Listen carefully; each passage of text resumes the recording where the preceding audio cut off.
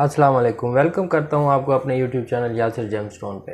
हम बात कर रहे हैं पिछली वीडियो से फिरोज़ा स्टोन के ऊपर, ये उसी सिलसिले का पार्ट 3 है। आज हम बात कर रहे हैं फिरोज़ा स्टोन की हिस्ट्री के बारे में। सो वीडियो को एंड तक लाजमी देखेगा क्योंकि फिरोज़ा स्टोन की हिस्ट्री बहुत ही दिलचस्प है। अगर अभी तक आपने चैनल सब्सक्राइब नहीं किया तो काइंडली हमारा चैनल सब्सक्राइब कर दें, साथ में बेल नोटिफिकेशन भी ऑन कर दें ताकि हमारी वीडियोज़ आप तक बआसानी पहुंच सकें। किसी भी जेम स्टोन की हिस्ट्री जानना एक बहुत ही दिलचस्प काम है। किसी भी जेम स्टोन की हिस्ट्री ऐसे हकाइक से आगाह कर देती है जिससे आप उस जेम स्टोन के मुतालिक जो रूमर्स और जो अफवाहें और जो गलत बातें मशहूर होती हैं उनका आप रद्द कर सकते हैं। तो हम बात कर रहे हैं फिरोज़ा स्टोन की हिस्ट्री के मुतालिक। GIA की एक रिपोर्ट के मुताबिक आर्कियोलॉजिस्ट का ये मानना है कि फिरोज़ा स्टोन 3000 साल पहले डिस्कवर हुआ, क्योंकि मिस्र में जो खंडरात जो आर्कियोलॉजिकल साइट्स हैं वहाँ पे खुदाई के दौरान फिरोज़ा स्टोन की बनी हुई ज्वेलरी मिली है। ये साइट्स तकरीबन 3000 साल पुरानी है और इसका मतलब यह है कि 3000 साल पहले भी लोग फिरोज़ा स्टोन का इस्तेमाल करते थे। ये तिब्बत का नेशनल स्टोन है।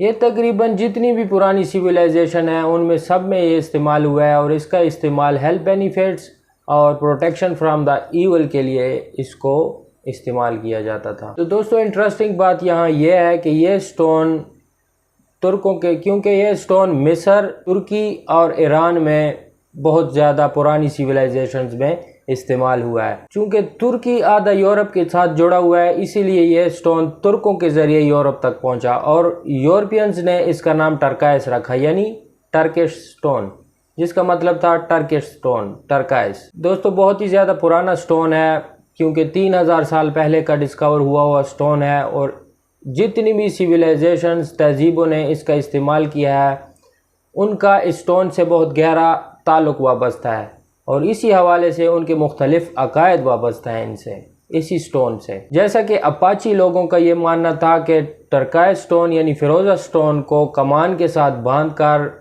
जंगी सलाहियतों में एक्यूरेसी लाई जा सकती है और इसके बारे में मिस्री लोगों का ये अकीदा था कि ये स्टोन के पहनने से आप हादसाती मौत से बच सकते हैं। सो बहरहाल ये उन लोगों के अकायद थे जो इस्लाम की तालीमात से इंतहाई दूर हैं और आज भी फिरोज़ा स्टोन के बारे में ऐसे अकायद लोग रखते हैं जो कि इस्लाम की तालीमात के बिल्कुल बरअक्स हैं।